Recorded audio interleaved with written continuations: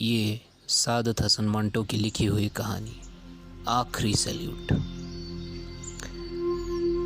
یہ کشمیر کی لڑائی بھی عجیب و غریب تھی۔ صوبیدار ربنواز کا دماغ ایسی بندوق بن گیا تھا، جنگ کو کھوڑا خراب ہو گیا تھا۔ پچھلی بڑی جنگ میں وہ کئی مریضوں پر لڑ چکے تھے، مرنا اور مارنا جانتا تھا بس صوبیدار ربنواز۔ چھوٹے بڑے افسروں کی نظروں میں اس کی بڑی توقیر تھی، اس لیے کہ وہ بڑا بہادر، نڈر اور سمجھدار سپاہی تھا۔ پلاٹون کمانڈر مشکل کام ہمیشہ اسے ہی سونپتے تھے اور وہ ان سے عہدہ برا ہی ہوتا تھا، مگر اس لڑائی کی ڈھنگ الگ تھی۔ دل میں بڑا ولولہ، بڑا جوش تھا۔ بھوک پیاس سے بے پرواہ صرف ایک ہی لگن تھی، دشمن کا صفایا کر دینا۔ مگر جب اس سے سامنے ہوتے تھے، اس کو اپنی آنکھوں کے سامنے دیکھتے تھے تو جانی پہچانی صورت نظر آتی تھی، بہت دوستی دکھائی دیتی تھی۔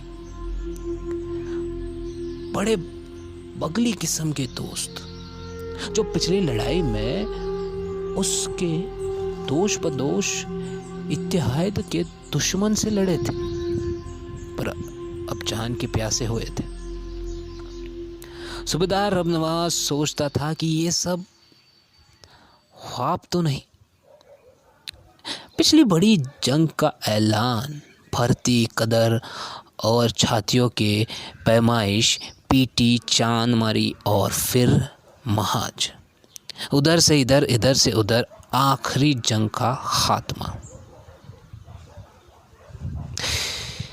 پھر ایک دم پاکستان کا قیام اور ساتھ ہی کشمیر کی لڑائی۔ اوپر تلے کتنی چیزیں ربنواز سوچتا تھا کہ کرنے والے نے یہ سب کچھ سوچ سمجھ کر کیا ہے تاکہ دوسرے بوکھلا جائے اور سمجھ نہ سکے، ورنہ یہ بھی کوئی بات تھی کہ کتنے جلدی اتنے بڑے انقلاب برپا ہو جائے۔ اتنی بات تو صوبیدار ربنواز کی سمجھ میں آتی تھی کہ وہ کشمیر حاصل کرنے کے لیے لڑ رہا ہے۔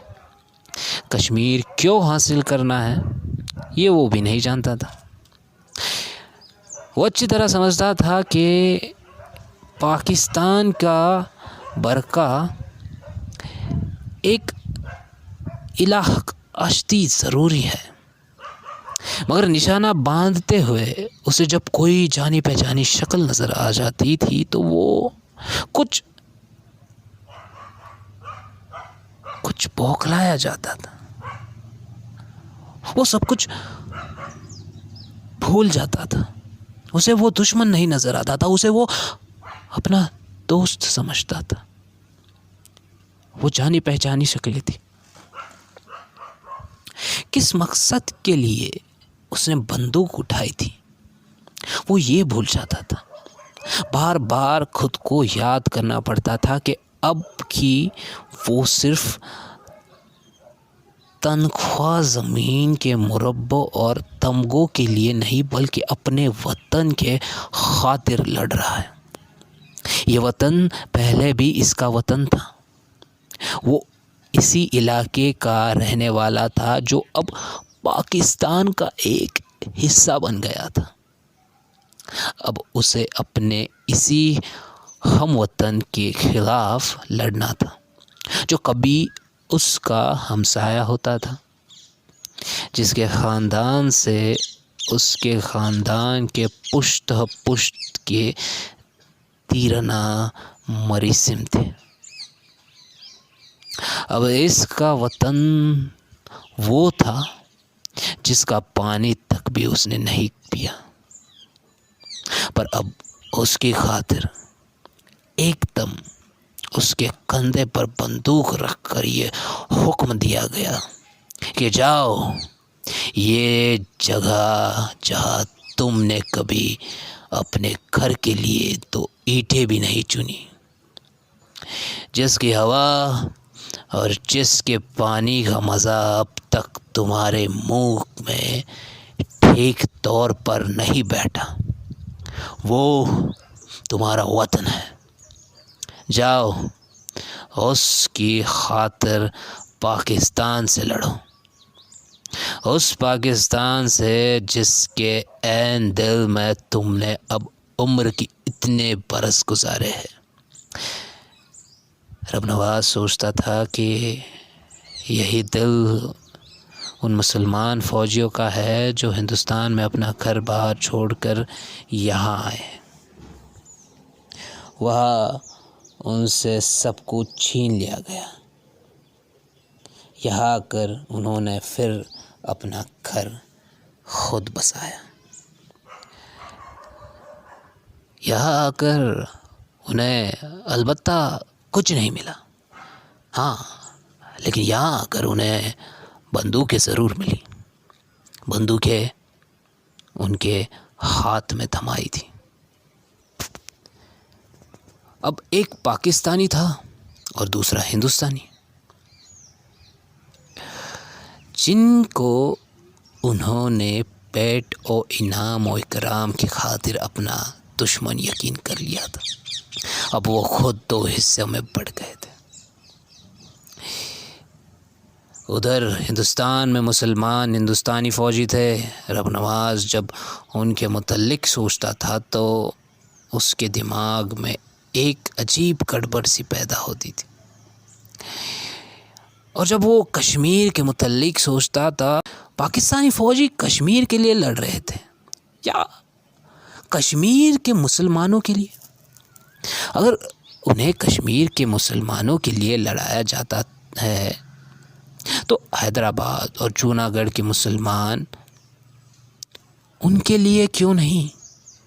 اور اگر یہ جنگ ٹھیٹ اسلامی جنگ تھی تو دنیا میں دوسرے اسلامی ملک ہے، وہ اس میں حصہ کیوں نہیں لیتے، جیسے پہلے وشو یدھ میں ہوا تھا۔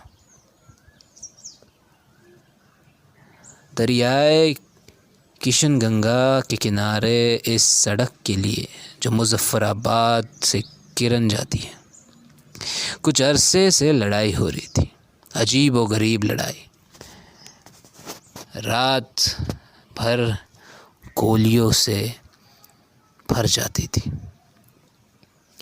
رات کو بعض اوقات آس پاس کی پہاڑیاں فائروں کے بجائے گندی گندی گالیوں سے گونج اٹھتی تھی۔ ایک مرتبہ صوبیدار رب نواز اپنی پلاٹوں کے جوانوں کے ساتھ شب خون مارنے کے لیے تیار ہو رہا تھا کہ دور نیچے ایک خائی سے گالیاں کا شور اٹھنے لگا، بھری بھری گالیاں سنائی پڑ رہی تھی۔ پہلے تو وہ گھبرا گیا، ایسا لگتا تھا کہ بہت سے بھوت مل کر ناچ رہے اور زور زور سے قہقہے لگا رہے۔ وہ بڑبڑایا، خنجیر کی دم، یہ کیا ہو رہا ہے؟ ایک جوان نے گونجتی ہوئی آواز سے مخاطب ہو کر یہ بڑی گالی تھی اور رب نواز سے کہا، صوبیدار صاحب گالیاں دے رہے ہیں، صوبیدار صاحب گالیاں دے رہے ہیں، اپنے ماں کے یار۔ رب نواز یہ گالیاں سن رہا تھا جو بہت اکسانے والی تھی، اس کے جی میں آئے تو بجن بول دے، مگر ایسا کرنے کی غلطی چنانچہ وہ نہیں کرتا، وہ خاموش تھا۔ کچھ دیر جوان بھی چپ رہے، مگر جب پانی سر سے گزر گیا تو انہوں نے بھی گلا پھاڑ پھاڑ کر لڑکھنے شروع کر دی۔ رب نواز کے لیے اس قسم کی لڑائی بالکل نئی چیز تھی۔ اس نے جوانوں کو 2-3 مرتبہ خاموش رہنے کے لیے کہا، مگر گالیاں ہی کچھ اس طرح تھی کہ گالیاں دینا بنا انسان زندہ نہیں رہ سکتا تھا۔ دشمن کے سپاہی نظر سے اوجھل تھے۔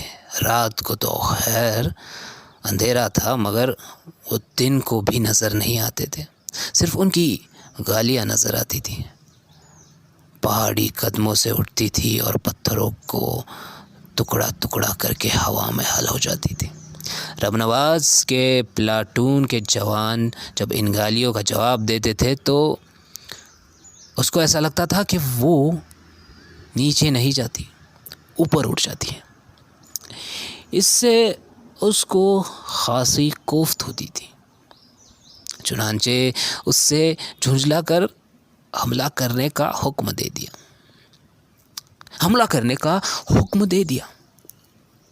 رب نواز کو وہاں کی پہاڑیاں میں ایک عجیب بات نظر آئی تھی۔ ان پہاڑیوں میں چڑھائی کی طرف کوئی پہاڑی درخت اور بوٹوں سے لدی فدی ہوتی تھی اور اترائی کی طرف گنجی۔ کشمیر ہیتوں کے سر کی طرح کسی کی چڑھائی کا حصہ گنجا ہوتا تھا اور اترائی کی طرف درخت ہوتے تھے۔ چیز کے لیے لمبے تناوار درخت، جن کے بٹے ہوئے دھاگے جیسے پتوں پر فوجی بوٹ پھسل جاتے تھے۔ جس پہاڑی پر صوبیدار رب نواز کی پلاٹون تھی، اس کی اترائی درختیں اور جھاڑیوں سے بے نیاز تھی۔ ظاہر ہے کہ حملہ بہت ہی خطرناک تھا، مگر سب جوان حملے کے لیے بے خوشی تیار تھے۔ حملہ ہوا اور کامیاب رہا۔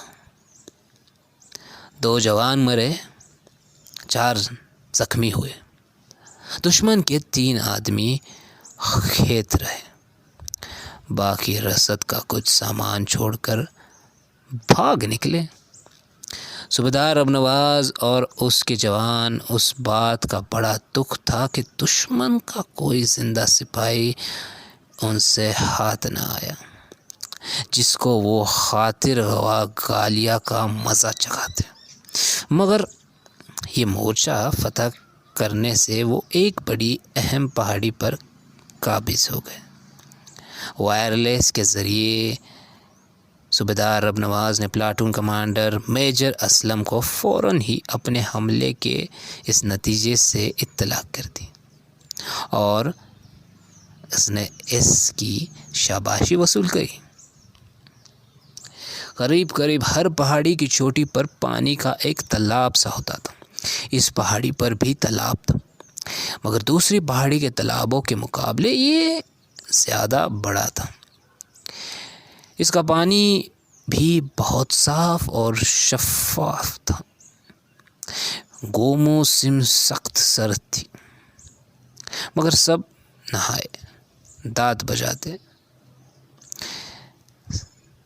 انہیں کوئی پرواہ نہیں تھی، وہ کبھی اس شغل میں مصروف نہیں تھے کہ فائر کی آواز آئی تو کیا کرے، سب ننگے ہی لیٹ گئے۔ تھوڑی دیر کے بعد صوبیدار رب نواز خان کے دوربین سے دیکھا تو نیچے ڈھلانوں پر نظر دوڑی، مگر اسے دشمن کے چھپنے کی جگہ پتہ نہ چلی۔ اس نے دیکھتے دیکھتے ایک اور فائر ہوا۔ دوسری اتاری کے فوراً بعد ایک نصب تان ہوا۔ دور اترائی کے فوراً بعد ایک چھوٹی پہاڑی کی داڑھی سے اس دھوئے کو اٹھتا نظر آیا۔ اس نے فوراً ہی اپنے جوانوں کو فائر کا حکم دیا۔ ادھر سے دھڑا دھڑ فائر ہوئے، ادھر سے بھی جوانوں نے گولیاں چلانے لگی۔ صوبیدار رب نواز نے دوربین سے دشمن کی پوزیشن بغیر مطالعہ کی تھی۔ وہ غالباً بڑے بڑے پتھروں کے پیچھے محفوظ تھے، مگر یہ محفوظ دیواریں بہت چھوٹی تھیں، زیادہ دیر تک وہ جمے نہیں رہ سکتے تھے۔ ان میں سے جو بھی ادھر ادھر ہٹتا اس کو صوبیدار رب نواز کی زد یقینی تھا، وہ مارا جاتا۔